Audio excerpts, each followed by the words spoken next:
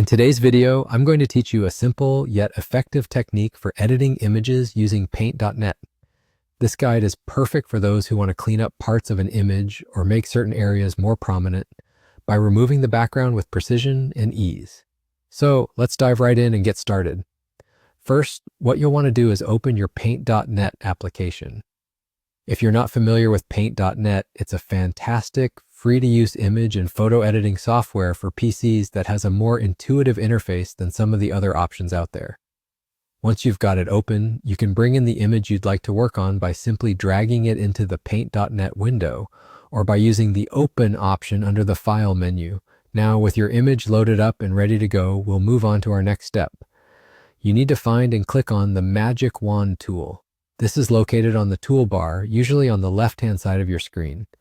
The Magic Wand is particularly useful for selecting areas of color within your image. It's going to help us zero in on the parts we want to keep while removing what's unnecessary. Once you've selected the Magic Wand tool, you need to click on the section of the image that you want to keep. A good trick is to adjust the tolerance level of this tool, which you'll find in the toolbar just above your image. A higher tolerance will include more colors when you click to select an area, which can be useful for images that have subtle color variations. After you've made your selection, your next move is to hit the Delete key on your keyboard. What this does is clear the area outside your selected region, effectively removing the background or any other parts of the image you don't need. This not only highlights the part of the image you're working on, but can also dramatically improve the clarity and focus of your final result. And just like that, you're done.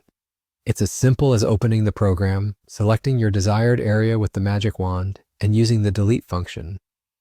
If you make a mistake or want to adjust your work, remember that Paint.net has a great undo feature which allows you to back up as far as you need to. It's especially useful while you're learning or just experimenting with how much of the image you want to keep. Simple, isn't it? This technique of using the Magic Wand tool to edit your images can be incredibly useful for a variety of projects, whether it's for graphic design, photo editing, or just creating something fun and unique. Now that you've learned this tool, why not try experimenting with different images and see how you can get creative with your editing? Thanks for watching, and happy editing!